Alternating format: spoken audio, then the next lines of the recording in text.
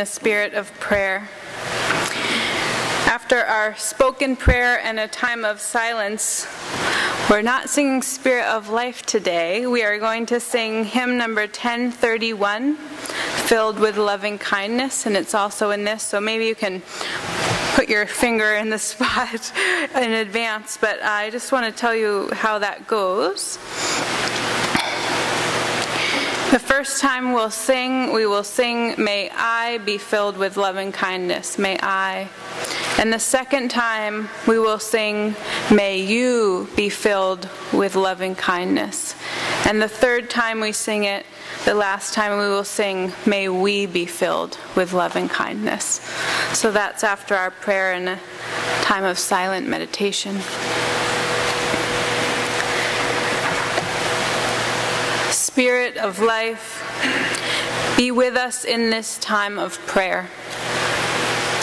Help us to feel the rhythm of our own breathing, to quiet the chatter in our heads, to feel at home in our bodies.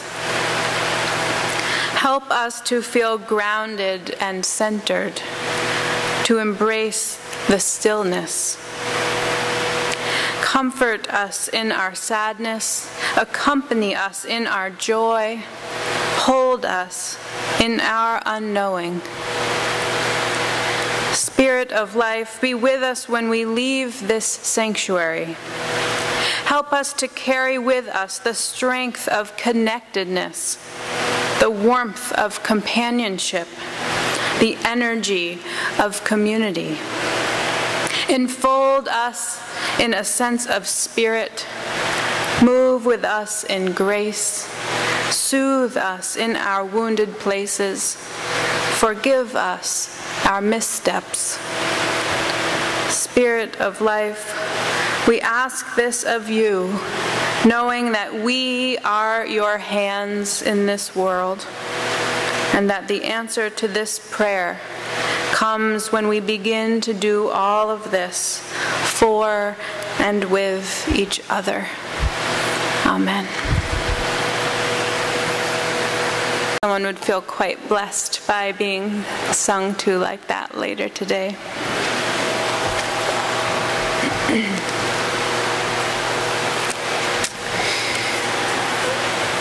So we have a time for all ages this morning, and I have this fabulous children's book to read to you called How Full Is Your Bucket? For kids, written by Tom Rath and Mary Reckmeyer. Sorry you won't be able to see all of the pictures, but you can imagine them. I'll describe a few of them to you. That's okay. Here they are playing with blocks. Felix was putting one of the last blocks on his tower when his little sister came in. I want to build with you, she said. Felix scowled. Go away. You're too little. The little sister says, I'm big. He says, stay back. You'll knock it over. I can be very careful. Go play with your baby toys, Anna. So she gets very upset and knocks the tower down. Grandpa!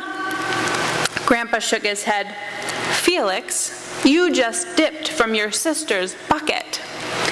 Like everyone else, Anna has an invisible bucket. When it's empty, she feels bad. But when it's full, she feels great. Didn't you ever notice your own bucket? Invisible bucket? Sometimes Felix couldn't quite tell when his grandfather was joking. But the next morning when Felix woke up, there it was, a small gray bucket floating above his head. And there's the bucket. When Felix came down to have breakfast, his mom was in a hurry. I've got a meeting this morning and it's almost time to go. Anna, sit still. Felix is reaching for the cereal and you can tell it's not going to go well. Felix slipped and cocoa wheat scattered across the floor. Felix, yelled his mom, you should have used the stool to reach for that. Felix could feel his bucket tip and a big invisible drip spill out. drip, drip. Ha ha, Anna laughed as she crunched the cereal with her shoe. Drip. Get the broom and clean that up before you miss the bus, scolded Mom. With the school bus honking, Felix quickly swept up the cocoa wheats and grabbed the last blueberry muffin, but before he could even take one bite, Buster, the dog, jumped up and grabbed the muffin from his hand. Drip. Now he's getting on the bus. Hey, look at Felix's new backpack. My baby brother has one just like it. Drip. Here's some girls. Psst, Felix. Psst. Drip. Watch out, shrimp, says this big guy. Drip. It was still morning, and Felix's bucket felt almost empty. As he watched his classmates walk into the room, he secretly hoped they would trip and fall. That's what it feels like when you have an empty bucket. Felix slumped into his seat and waited for something else bad to happen. Then his teacher walked slowly up to his desk and handed him a paper. He could hardly bear to look. Felix, you wrote a wonderful story. Would you please share it with the class? Felix grinned and felt a big drop land right in his bucket. Drop! The class grew quiet. They laughed at all the right places and oohed at the scary parts. When Felix finally read, "The end," everyone clapped, even Emily, who sat next to him and didn't usually like dinosaurs, which was the subject of his story. Felix felt a whole shower of drops land in his bucket. Maybe the day wouldn't be so bad after all. Drop, plop, plop, plink. At lunch, he finds a little love note from his mom in his lunchbox. Drop. At recess or gym class, team captains today are Veronica and Felix. Drop. In art class, his teacher says, "Nice cow." He says, "It's a dog." "Well, nice colors, Felix." Drop. "Cool laser ant backpack, Felix," says one of his friends. Drop. By afternoon, Felix's bucket was nearly full. At recess, when he looked around, Felix suddenly realized that his grandpa was right. Everyone else had a bucket, too. When a teacher dropped some papers, he said, "Let me help you." And he felt a drop go into his own bucket as well as his teacher's. Someone loses a ball and he says, "Here's your baseball, catch." "Thanks, dude." Drop, drop. He sees Amir sitting alone on a bench. "Hi, I'm Felix. Is it your first day?" Drop, drop. The strange thing was that for every drop he helped put in someone else's bucket, he felt another drop in his own bucket. When Felix burst into the door after school, he shouted, "You were right, Grandpa. I do have a bucket, and I understand how it works." Then he saw Anna's torn doll. "Bad dog," he almost scolded, but then he thought, dogs might have invisible buckets too. "Your doll will be okay, Anna," said Felix. "Mom will fix her. Until then, do you want to help me build the tallest building in the world with my blocks?" And so they did, and you can see some extra drops going into each of their buckets.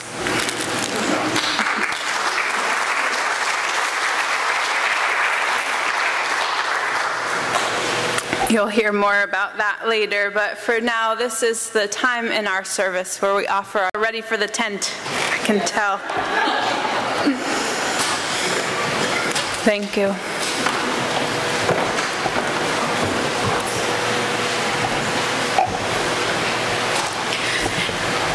Eva Murray is a writer who lives and works on Matinicus Island in the Penobscot Bay in Maine. Last weekend, she attended a wedding at which the officiant said something that stuck with her. He said, "We are grateful for those who make us happy." It stuck with her so much that she wrote about it in an article called "From Offshore, Grateful." The officiant stood with his back to Cry Haven, she writes, and his bare feet in the warm sand as he read selected observations intending to be edifying to the couple and moving to the rest of us. And they were. But that one line about being grateful for the people who make us happy stuck. He did not say the things that make us happy, Eva writes.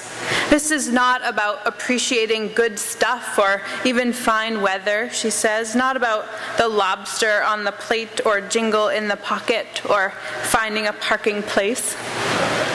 We're just acknowledging our friends and the occasional stranger who sparks a smile. Perhaps the minister officiating the island wedding had recently read "How Full Is Your Bucket?" They use this book a lot in elementary schools now. When I mentioned it to my own niece and nephew, they both knew it. And my sister tells me that for weeks after they read the book in school, she would overhear the kids mediating their own disputes. "You're being a bucket dipper, not a bucket filler." Sometimes we need to be reminded to be kind. And it's not just a message for kids. There's actually a grown-up version of the book, too, called "How Full Is Your Bucket? Positive Strategies for Work and Life." It says, our lives are shaped by our interactions with others. Whether we have a long conversation with a friend or simply place an order at a restaurant, every interaction makes a difference. The results of our encounters are rarely neutral, the book says. They are almost always positive or negative. And although we take these interactions for granted, they accumulate and profoundly affect our lives. The theory of the adult book is the same as the kids' version. Each of us has an invisible bucket. It is constantly being emptied or filled, depending on what others say or do to us. When our bucket is full, we feel great. When it's empty, we feel awful. Each of us also has an invisible dipper. When we use that dipper to fill other people's buckets by saying or doing things to increase positive emotions, we also fill our own bucket. But when we use that dipper to dip from other people's buckets by criticizing or making fun, we diminish ourselves. The book reminds us that, like the cup that runneth over, a full bucket gives us a positive outlook and renewed energy. Every drop in that bucket makes us stronger and more optimistic. But an empty bucket poisons our outlook, saps our energy.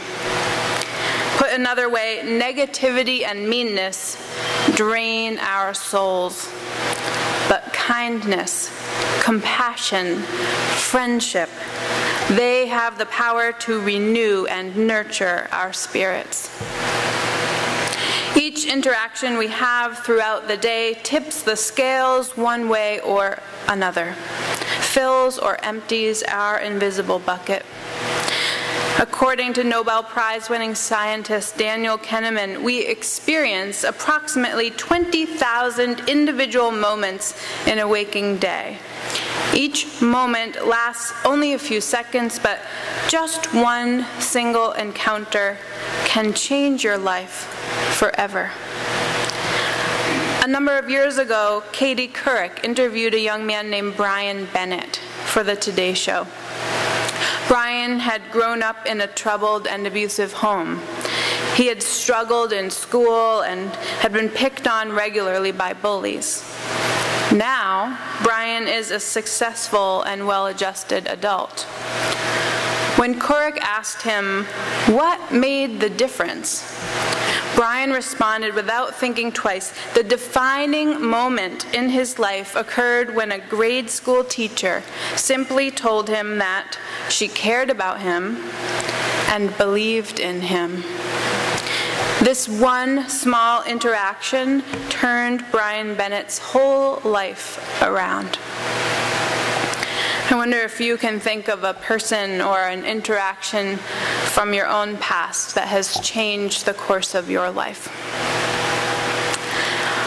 Or maybe an easier assignment would be to start paying attention now to the drops in your bucket and who is putting them in, both friends and strangers. This week I was waiting and waiting to get out of the end of my road onto Route 6, and a lovely, generous driver stopped to let me through. And when I went to wave at the driver and the passenger, I saw that it was Deb and Bob from here. This week at Drag Bingo, as Barbara mentioned, several of the winners, upon receiving their cash prizes, turned around and immediately gave their winnings back to the church. This week, as Jane mentioned, our Helping Hands coordinator, Diane, lined up 2 weeks of meals for Bruce, who had ankle surgery and can't get out of bed. Several of you traveled to Boston yesterday to put your weight on the love side of the scale rather than the hate side. During a very busy and tiring week, these things all put a smile on my face and a drop in my bucket. Tom Rath's books are inspired by a movement called positive psychology. Studies in this field have shown that while negative emotions can be harmful to your health, positive emotions improve your physical and mental health and provide a buffer against depression and illness. So that wedding officiant was right. We have much cause to be grateful to those who fill our buckets, for those who make us happy. Now, Eva, who lives on that little island in Maine, knows something that we here in Provincetown know well. It's a lot easier to be grateful for people who make us happy in June than it is in August. Every year around this time, I plan to do a sermon on August-itis, because let's face it, everyone who lives on the Outer Cape is grumpy by now. At the beginning of the summer, we are still thrilled about the ocean and the whales and the sunsets and the economic boost that the tourists bring to our towns. But by the end of the summer, we're so sick of waiting to take a left turn and not being able to find parking or move an inch at the grocery store that we neither notice when people are filling our buckets nor remember to use our dippers to fill others. Eva says, some of us spend a lot of time sputtering about the people who do not make us happy. I'd be inclined to blame the summertime, she says, but the sources of irritation are year-round. It's just that there are more people altogether during the warmer months, and the pace of work is faster. More interactions means more chances for bucket dipping as well as bucket filling. Eva goes on to categorize the bucket dippers of a popular summer vacation destination. Some of these might sound familiar. There are the self-indulgent high-maintenance types, she says. There are the bullies, both the loud type and the passive-aggressive type. There are the freeloaders, the malcontents who see no beauty anywhere, and those more highly refined than we who struggle with our backcountry housekeeping. This time of year, she says, we see more than our fair share of a rude customer, the line jumper, the smartest man in the world. She says that's a very large club, actually. the gratuitously crude, and the irritatingly naive. These are her categories. But we shouldn't be focusing on these characters, Eva says. Instead, as an antidote and a tonic, Eva has begun to notice the tiny tot who very sincerely said hi to her from the front seat in the supermarket shopping cart. Instead, she's noticing the neighbor who plants flowers in public spaces, the one who takes care of the library books, the one who listens as she bellyaches and frets and replies with a well-timed, "It's not your fault." Instead, she focuses on a glowing bride, on a spectacular beach, on a quiet Sunday in Maine. Better to remember those who make us happy.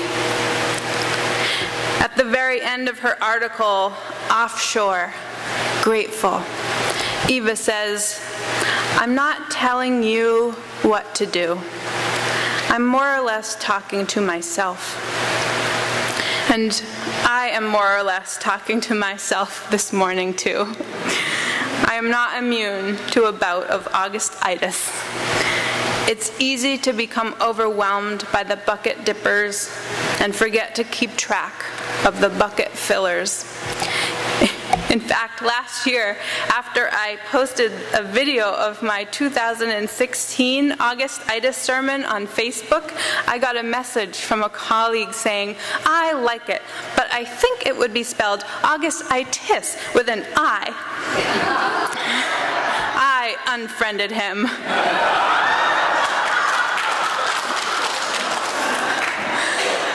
So I, too, need to be reminded about bucket filling.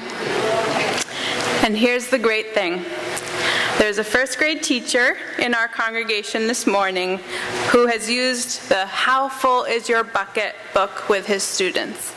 And he's even written a song about it. You might recognize the tune, which he has borrowed from a little band called the Talking Heads. And Peter has even been kind enough to tailor the lyrics to our congregation. Peter, would you kindly come up here and share your song with us this morning? And you folks in the pews can sing along if you like. The lyrics are in your order of service.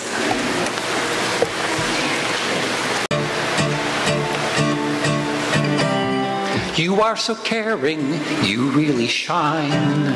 You are so special, you are so kind. You are fantastic, you are first rate. Neato mosquito, I think you're great. Bucket filler, qu'est-ce que c'est? Fa fa fa fa fa fa fa fa fa fa fa. Someone, one, who gives drops away. Oh, bucket filler, qu'est-ce que c'est? Fa fa fa fa fa fa fa fa fa fa fa. Someone, one, who gives drops away. Oh,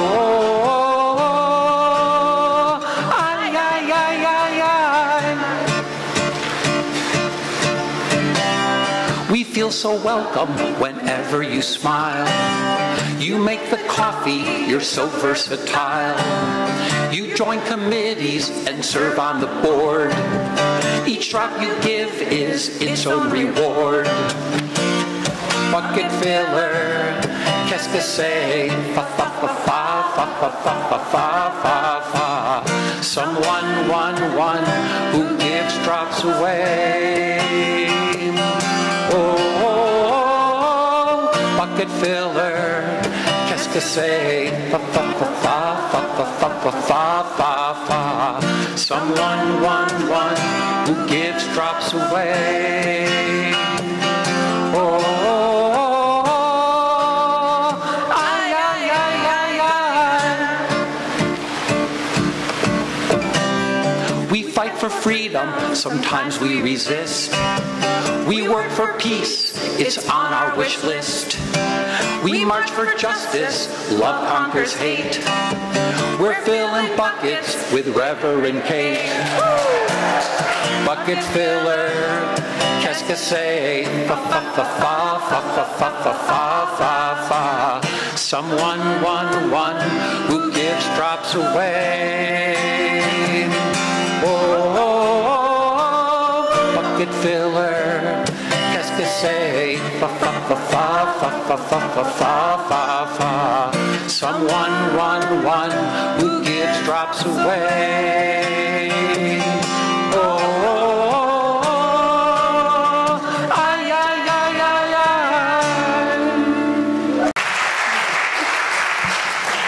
Thank you so much, Peter. That was so much fun. So you all get the idea, right?